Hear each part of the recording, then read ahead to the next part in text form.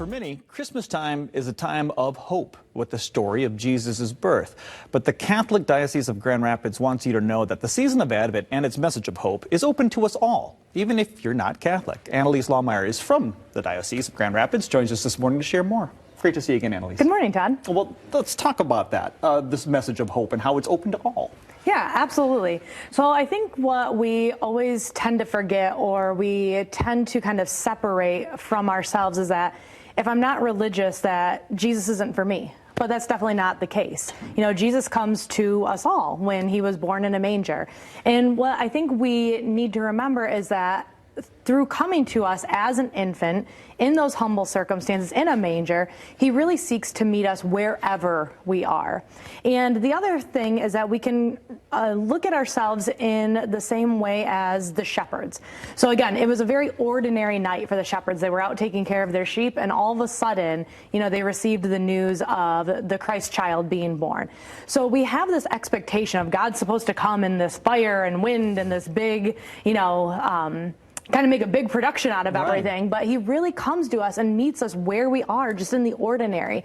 And so it's about remembering that God is always with us and always beside us, and that's what gives us hope. You know, he wants to be with us and with you, you know, regardless of where you might be in life. And that message is for everyone. Everyone. And the church is celebrating a pretty big deal, though. We were just talking about this. Every 25 years, something called a Jubilee year happens. Can you, for those who don't know what that is? Absolutely. I'll try to distill it down as much as I can. When we do these every 25 years, you know, the last one we had then was in 2000. We did have what's called an extraordinary Jubilee in 2016. So people might be a little bit more familiar with that. But Jubilee years are every 25 years.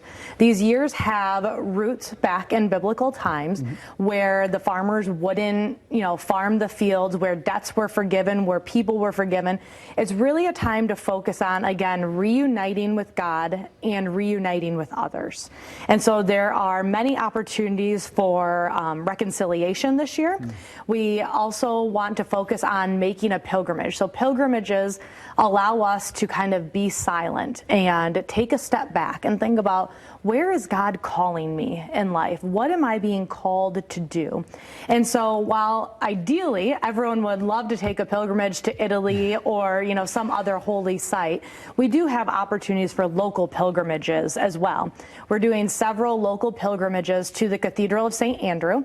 Everyone is welcome to attend those. We have a handful throughout the year, and those can be found at grdiocese.org. Wow. So you've got some pretty special events lined up for the year for people to check out. For the Jubilee and year. The big thing we want to invite people to is that the Jubilee year opens locally in our diocese on December 29th. So at 3 p.m., everybody is welcome down to the Cathedral of St. Andrew to celebrate Mass with Bishop and to help us kick off the Jubilee year. Oh, that'll be a fantastic event to go to. What a great opportunity for people to reconnect with the church if they haven't been in a while. Absolutely. Again, the church's doors are always open, but this is a perfect time of year and a perfect, you know, excuse, if you want to call it that, during the Jubilee year to come back and make a new connection, because again, God wants to be with you and he's looking for you. If somebody's listening to that and feeling that, but they've got kids, okay, and you got scheduling, are there any kids activities? How can the family get involved as well? Yeah, again, families are always welcome at Mass. There is always the children's masses on Christmas Eve, so a little bit more noisy, a little bit more, you know, Sure. we expect, you know, a little bit more noise and, you know, families. And again, those are all at grdiocese.org. Again, all of the masses, and we have 79 churches across West Michigan. So I guarantee you there is a Catholic church near you that is ready to welcome you back. But again, all of those masses are at grdiocese.org. So find the one that works best for your family. Again, we also can, you can tune into our live stream of Christmas Mass. That's what I do. And Christmas Eve, if you're up and the kids are in bed and you're looking for just a little bit of a relaxation, we have a beautiful Christmas concert airing on Christmas Eve at 11 p.m.